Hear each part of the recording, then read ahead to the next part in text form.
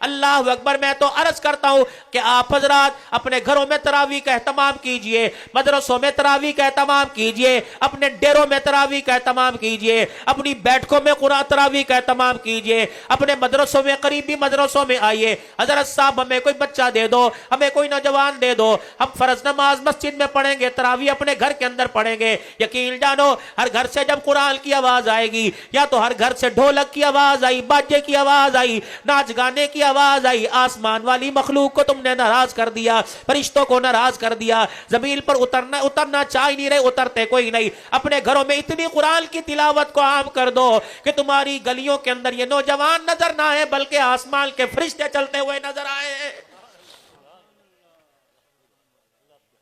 इतना बड़ा मकान बनाया, कोई कसर मकान में ना छोड़ी। मेरे अजीजों, कब्र वाले मकान की भी कोई फिक्र कर लो, मैं भी फिक्र करूं, आप भी फिक्र कर लो। छोड़ के आएंगे, छोड़ के आएंगे। आप कब्रिस्तान चले जाएं, वह क्या लिखा हुआ है? आखिरी आरामगाह। हाय अल्लाह, जो पीछे छोड़ के गए उसको समेटने के चक्कर में हमारी औलाद ने हमें इतना बड़ा धोखा दिया। आखिरी आरामगाह लिखकर छोड़ के आ गए।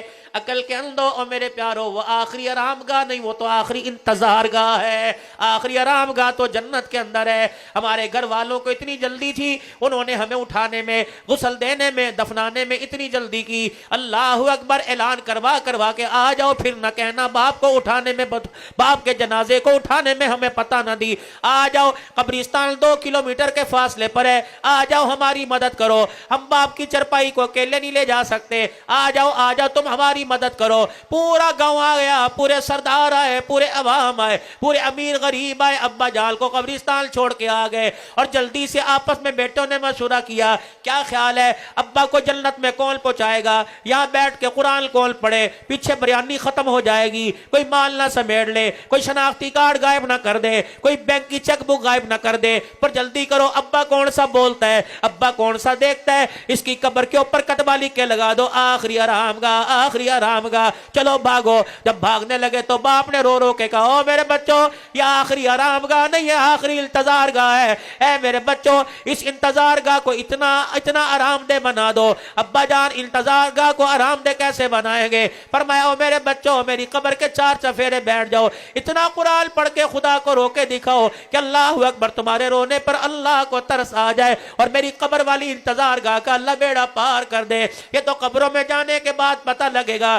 जो पहली रात कब्र में आएगी, तुम्हारी औलाद उस रात में कुरान पढ़ेगी या गाना सुनेगी, ये तो उस वक्त पता लगेगा। बताएंगे फरिश्ते, ये छोड़ के आया औलाद, ताना देंगे, ये छोड़ के आया औलाद, 24 घंटे तुझे मरे हुए हो गए, तेरे घर से कुल अल्लाह का भी सवाब ना आया। कुरान खानियों में आने वालों, इस कुरान खानी को मौलवी की तकरीर के हवाले करने वालों, यकीन करो 2-2 हजार आदमी होता है। अगर यहां से आवाज लगे, हर बंदा 10 मरतबा सूरह इखलास पढ़े, बताओ 2000 की कितनी हो जाएगी? आवाज लगे, हाँ भाई हाँ, मौलवी साहब की तकरीर 1 घंटे के बजाय आधा घंटा होगी। अल्लाह अकबर, आधा घंटा इतना अल्लाह का जिक्र करो कि मेरे अब्बा की कब्र को अल्लाह, मेरे अब्बा की कब्र पर अल्लाह को रहम आ जाए। या तो कार में मौला कहता है दुआ लंबी ऊंचा कराओ, उधर दुआ लंबी हो रही, उधर रोटी शुरू हो रही है। वो क्या दुआ है मेरे भाई? आधे रोटी खा रहे हैं, आधे दुआ कर रहे हैं। कम से कम मरने वालों के लिए इखलास से तो दुआ करो, लेकिन याद रखना जो तुम अगलों के लिए कर रहे हो उससे ज्यादा बदतमीजी, उससे ज्यादा बदतर सुलूक हमारी औलाद हमारे लिए करेगी। मेरे भाइयों, खुदा के वास्ते गौर कर लो, अल्लाह के वास्ते गौर कर लो। अपने बच्चों को कुरान पढ़ाओ, खुद भी कुरान पाक पढ़ो, अपने बच्चों को कुरान, और कुरान इस नियत से पढ़ो, अमल की नियत से, अमल की नियत से। आज अल्लाह के दरबार में रात को बैठ जाना, इशा की नमाज पढ़ने के बाद हाथ उठाना, और हाथ उठाने का भी एक तरीकेकार है।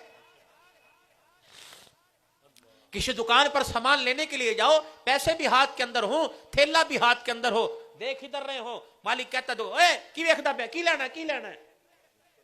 जब जिसके पास पत्ती चीनी एक सरफ का पैकेट लेने के लिए जाओ, अगर ध्यान वहां हो तो कहता है वो झिड़क देता है। मेरे अजीजों, अल्लाह के आगे बैठे ध्यान कहाँ है? फरमाया अल्लाह के आगे जब बैठना हो तो यूं करके तुम्हारे हाथ उठे हुए हो और यूं करके सर झुका हुआ हो। तुम्हारी थोड़ी नदामत की वजह से, नशर्मिंदगी की वजह से ये तुम्हारे सीने पे लगी हो और आंख से आंसू टप टप गिर रहे हो। फिर मेरे अजीजों, तुम्हारी आंखों के आंसू पर उसकी रहमत बोल बोल के गए। बोलता क्यों नहीं? बता क्या लेने आया, क्या मांगने के लिए आया? बोल बोल बोल। उसने अपने खजानों के सारे दर खोल दिए, उसने दरवाजे खोल दिए। मांग क्या मांगता है? औलाद मांगता है, वो कह रहा है मैं दूंगा।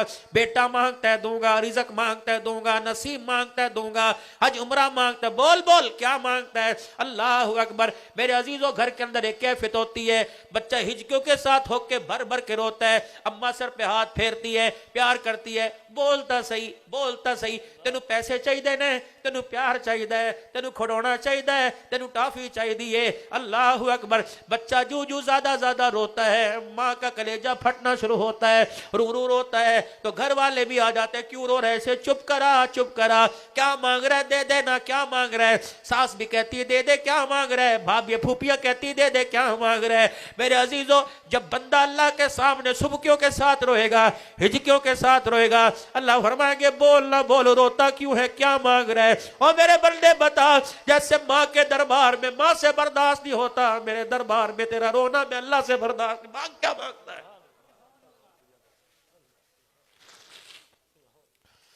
तन्हाइयों में बैठ के रोना अल्लाह को बड़ा पसंद है।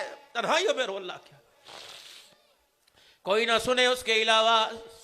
हिचकियों के साथ, सुबकियों के साथ, थोड़ी थोड़ी हूं के साथ, रू रू के साथ रो। जैसे अब्बा के मरने पे रोए, अम्मा के मरने पे रोए, अपने गुनाहों पर नदामत पर भी ऐसे रो, ताकि हमारे तड़पने को देखकर फरिश्ते हमारे सिफारिशी बन जाएं, ताकि हमारे तड़पने को देखकर मखलूक हमारी सिफारिशी बन जाए। मेरे प्यारो, इन गालों को ब्यूटी पार्लर से, इन गालों को क्रीमों से ना सजाओ, बल्कि अपने आंख के आंसुओं के पानी से सजाओ।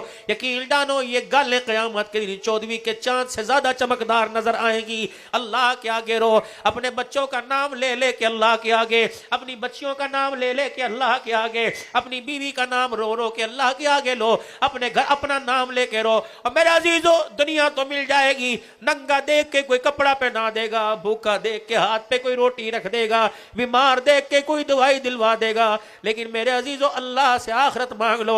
अल्लाह कब्र का सुकून दे दे, अल्लाह मैदान माशर की शर्मिंदगी से बचा ले, या अल्लाह हुजूर सल्लल्लाहु अलैहि वसल्लम के सामने शर्मिंदा होने से बचा ले, अल्लाह हौज़े कौसर का मुस्तहिक बना दे, या अल्लाह खात्मा ईमान पर दे दे।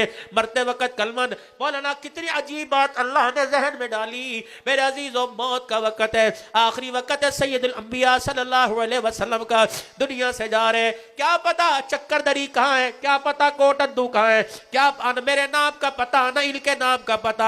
इल्म गैब किसके पास है? अल्लाह के पास है। अल्लाह जो अपने नबी को दे दे तो रोक कोई नहीं सकता है। मेरे नबी के पास जो इल्म है वो सारी अल्लाह की अता है। वमा यंतिकु अनिल हवा इन हुवा इल्ला वह्यु युहा।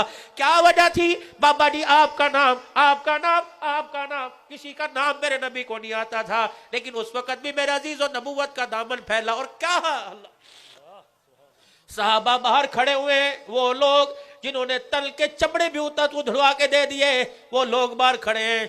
वो बीवियां अल्लाह अकबर बाहर बैठी है, वो अपने हुजरों में इंतजार कर रही है। एक बीवी सैयदा आयशा इधर बैठी है, एक बेटी सैयदा फातिमा इधर बैठी हुई है। अल्लाह अकबर। साहबा की चीखों की आवाज, रोने की आवाज अंदर आ रही है। उस वक्त आंखें खोल के फरमाया तकलीफ हो रही है? कभी तकलीफ का इरादा कोई नहीं। फरमाया मुझे तो महसूस हो रही है। जिब्राइल इससे पूछ मेरी उम्मत की जब रूह कब्ज करेगा तो क्या हालत होगी? का उनकी उन्हें तो तकलीफ बहुत दी जाएगी, बड़ी सता सता के रूह निकाली जाएगी। कौन सा ऐसा प्यार था, कौन से ऐसे प्यार की मेराज थी? अल्लाह और यूनी का नमाजी, यूनी का मेरे चाहने वाले, ए जिब्राइल इसको कह दे कयामत तक आने वाले आखिरी इंसान के मौत की वक्त की तकलीफें मुझे दे दे, मेरी उम्मत को कोई तकलीफ ना देना। ईमानदारी से बताओ, वो तो मौत के वक्त की तकलीफें भी लेके चला गया, ये उम्मत कहाँ कहाँ तकलीफ नहीं दे रही। जो हुजूर सल्लल्लाहु अलैहि वसल्लम की सुन्नत पे उस तरह चलाता है, बताओ नबी को तकलीफ होती होगी कि नहीं? मेरी बेटी गला खोल बोलती है, बताओ नबी को तकलीफ होगी कि नहीं? मेरी बच्ची के सर से दुआए मौलाना।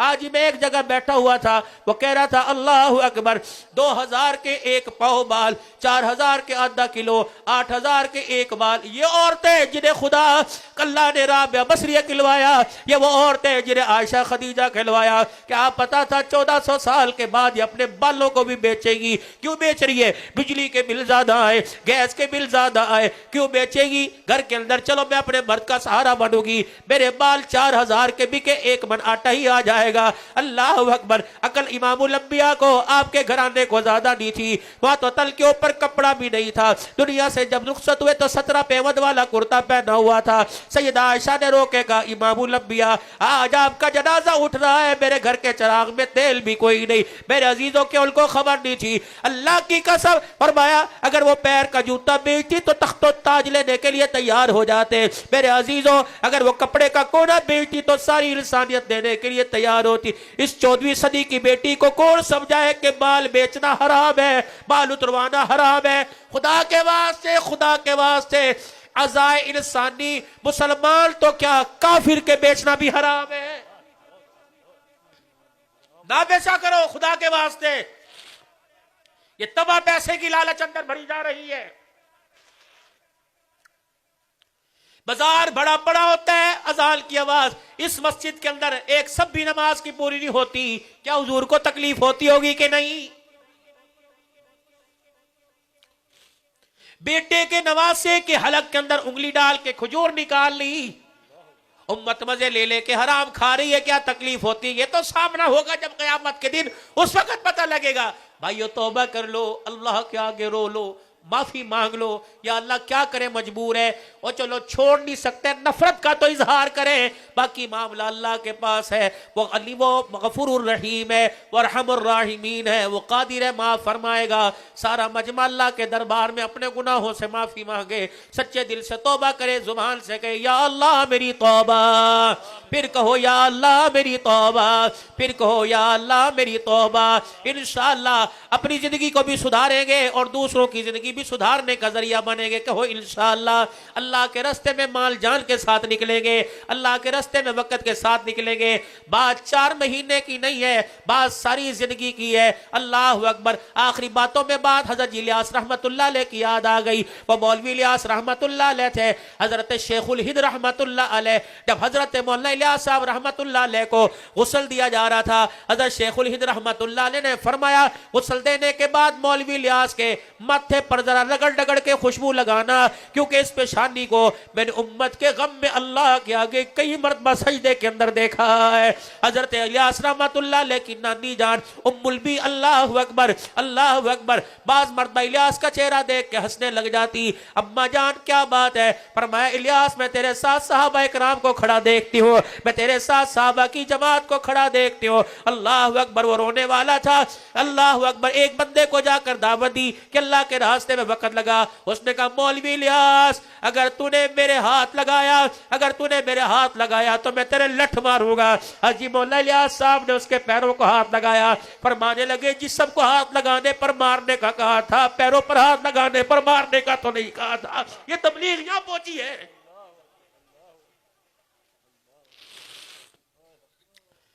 हाजी मौला इलियास साहब रहमतुल्लाह अलैह की बीवी कहने लगी रोता क्यों है, सारी सारी रात बिस्तर पे पड़ा रोता क्यों है? पर मैं मेरी घरवाली, अगर ये राज तुझे पता लग जाए तो आज के बाद रोने वाला एक ना हो, रोने वाले 2 हो जाए उम्मत के गम के अंदर। बस मेरे अजीजों ये मेरी आखिरी बात थी। अल्लाह हमें वही अमल की तौफीक अता फरमाए।